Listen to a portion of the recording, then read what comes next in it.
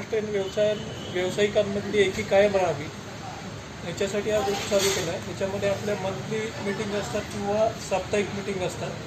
त्या वेगवेगळ्या प्लेसेसला आम्ही घेत असतो आणि त्याच्यामध्ये एकमेकांच्या ओळखी होतात. तुमचं काही प्रोडक्ट वगैरे असेल तर ते शोकेस करता येतं. हा त्याच्या पाठीमागचा मेनू. माझं नाव राजेश खेले.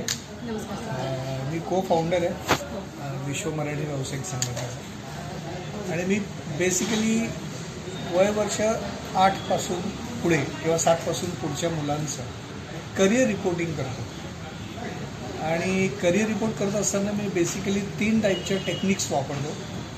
एक म्हणजे SOI म्हणतात, म्हणजे structure of intelligence. He basically American concept आहे. पहिल्या आणि दुसऱ्या महायुद्धात अमेरिकेनं जे सैन्य बळ निर्माण केलं नवीन, त्यांच्याकरता बेसिकली SOIचा उपयोग केला गेला सर्वप्रथम. आणि मग नंतर ते इतकं पॉप्युलर झालं की प्रत्येक देशामध्ये आज ऑलमोस्ट प्रत्येक देशामध्ये 150-200 देशांमध्ये SOIचं काम चालतं.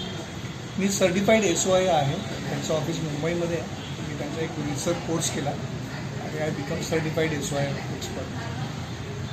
पण मी तेवढ्या एकाच टेक्निकवर थांबत नाही, कारण करिअर रिपोर्ट्स करताना खूप वेगवेगळ्या अँगलनी विचार करावा. कारण एव्हरी चाइल्ड बॉर्न जिनियस.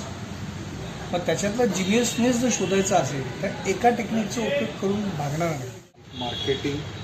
मार्केटिंगमध्ये माझ्याकडे फ्राय पावडर आणि मॅजिक फिल्टर आहे.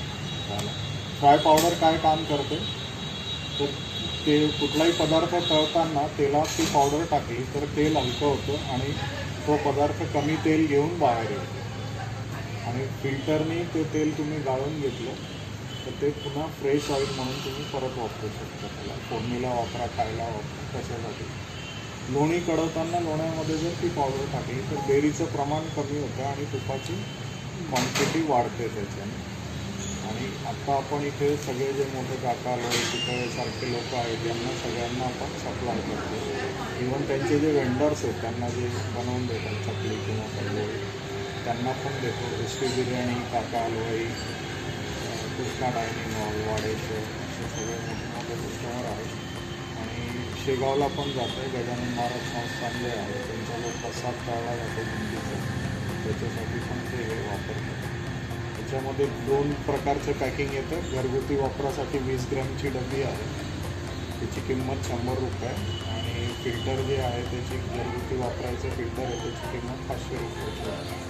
आणि मोठं तुम्हाला बल्क याच्यात पाहिजे असेल तर मग आपण 1 किलोपासून पुढे पॅकिंगमध्ये देतो. 1 किलो, 5 किलो, 2 किलो जसं पाहिजे असेल तसं.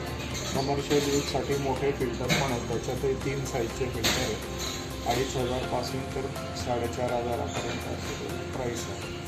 आणि दुसरं मी काम करतो ते the speak consultancy and certification company म्हणून.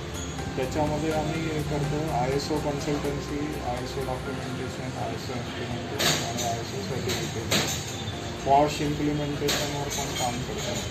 5S इम्प्लिमेंटेशनवर काम करतो. आणि आत्ता नवीन जे आहे ग्रीन हाऊस गॅस म्हणजे कार्बन फूटप्रिंट, कार्बन इमिशनवरती आता गव्हर्नमेंटने भरपूर काही पॉलिसीज आणलेल्या आहेत. त्याच्यात पण आपण काम करतो. त्याचं अकाउंटिंग कसं करायचं, सर्टिफिकेट त्याचे कसं काढायचं, काय पर्सेंटेज आहे कुठल्या ह्याच्यामध्ये, या सगळ्यांची त्याच्यात आपण माहिती देतो.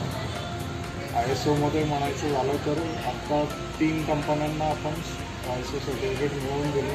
Without any NC, without any objection, with excellent rating. आणि ग्रीन हाऊस गॅससाठीचं काम आत्ता एका कंपनीत वसईला आपलं चालू आहे.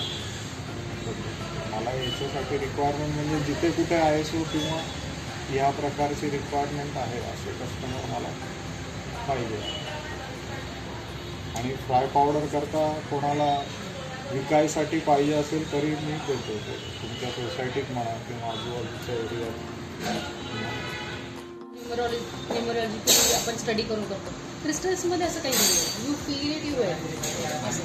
सो असं म्हटलं जातं जेव्हा पण आपण फर्स्ट क्रिस्टल घेतो ना, क्रिस्टल तुम्ही क्रिस्टल घेण्यापेक्षा the crystal chooses you rather than you choosing. Okay.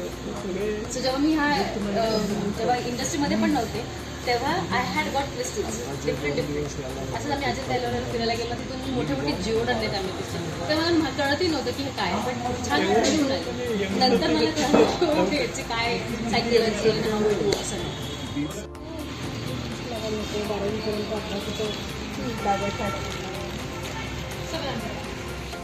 मध्ये सगळ्या नवीन क्षेत्रामधल्या सर्व व्यक्तींचे मार्गदर्शन लाभणे वेगवेगळ्या क्षेत्रातली माहिती मिळाली आणि असाच उत्तरोत्तर प्रगती होत हा चालू राहावा अशी सदिच्छा.